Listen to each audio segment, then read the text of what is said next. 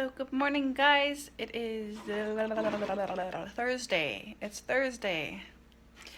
And it's cold. It rained so hard last night. So hard. And it's still cloudy and it's still windy. Oh, it's not blowing nearly as hard as it was yesterday. But it's still very, very cold outside. So yeah, let's hope that the weather smartens up soon. I did a new start last night because my country, Canada, is celebrating its 150th birthday. And so I realized, I decided to do this start on Canada Day, but I realized I'm not going to have time to stitch on Canada Day. I'm going to be out celebrating its birthday. I'm not going to be sitting in my camper stitching. So I decided to start it here at home, and then I'll take it with me and I'll stitch on it while I am away camping. So I'm just going to turn you around and show you what I have started so far.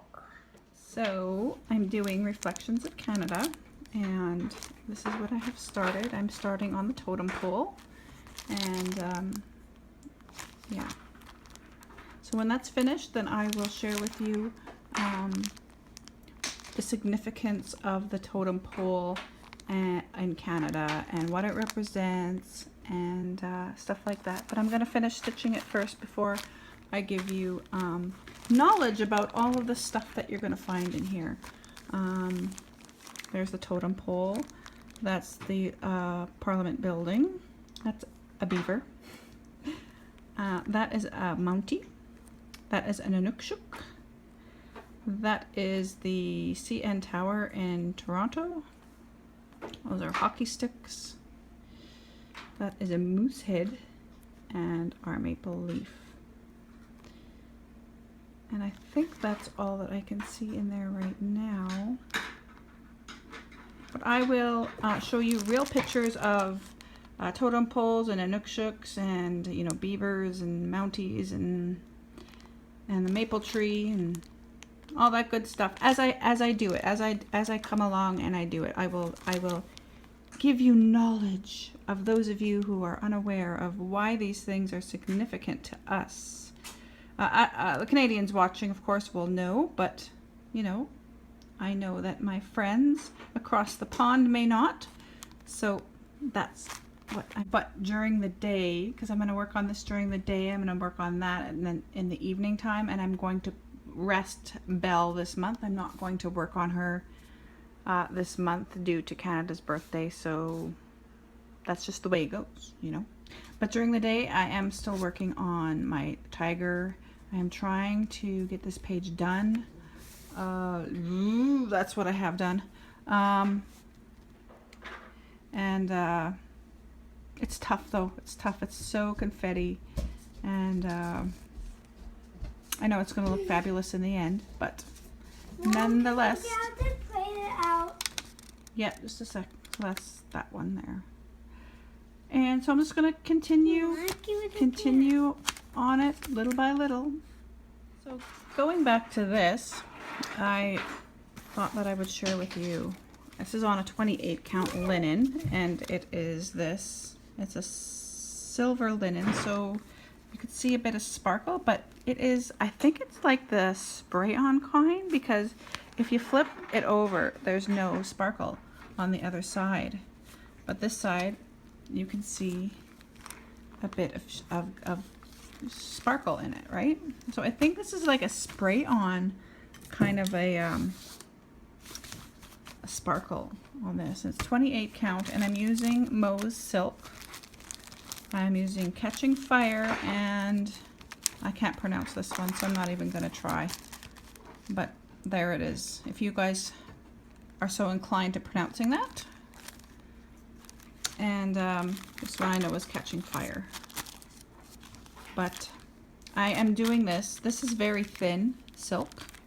And so doing it, I'm doing it 4/2, pardon me, because the 2/2 is not enough because it's so thin. You can see that, how thin that is. So it's 4 over 2 is what this is. And I'm not sure if I'm going to do it all 4 over 2 or if I'm just going to do the totem poles. So to give it like a bit of a different dimension, I'm just going to see how it goes. But I have 3 of this and I have 2 of this. And so it's 5 skeins and it's 115 by 115. So it's not really that terribly big.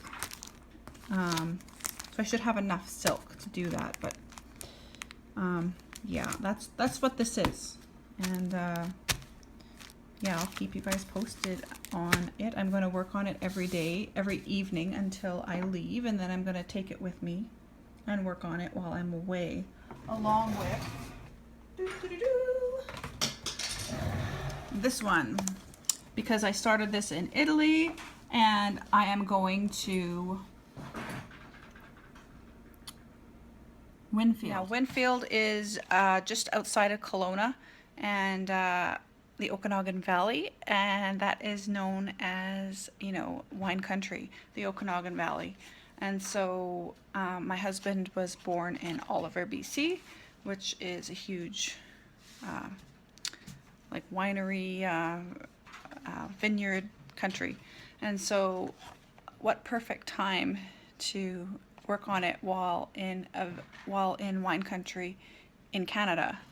So I started it in Italy, I worked on it in Tuscany, and now I'm going to work on it in Canada in wine country. So I think it's very appropriate, and so that's what I'm going to be doing while I'm camping, like when I actually get to stitch, that is. But you know, the kids go to bed early, you know, it's not like I can go do stuff. We can't leave the campsite once they're in bed, right? So might as well stitch, right? And I get up, when I'm camping, I get up a lot earlier than I do when I'm at home. And so sometimes I'll just get up and stitch while everybody else is asleep, because I like to get up and listen to the birds and stuff like that. So we'll see how it goes this time around. But yeah, I'll be stitching on both of these pieces while I am away and I have my stitchy time. But I'm gonna get back to this tiger and see what I can do today. Get a couple of colors knocked off, hopefully. We'll see. So it's now Friday and they brought the cows, so the cows are in the field. And yeah, it's turned beautiful outside and our baby birds have hatched.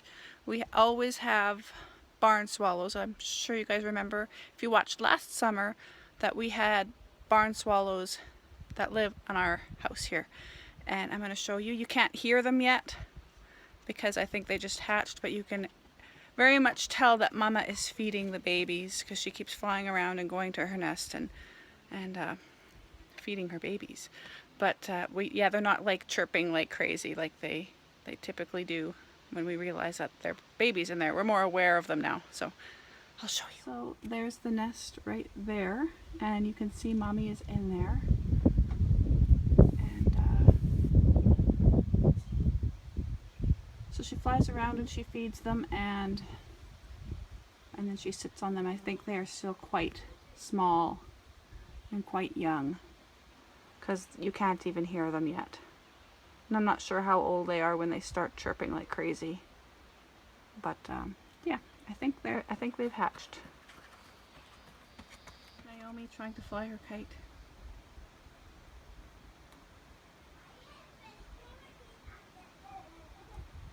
It's on a fishing rod.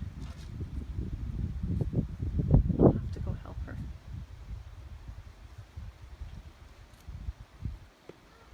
Or maybe she's putting it away. What you doing? Putting the kite away. Oh, okay. Does that fishing rod work to fly a kite? Yeah.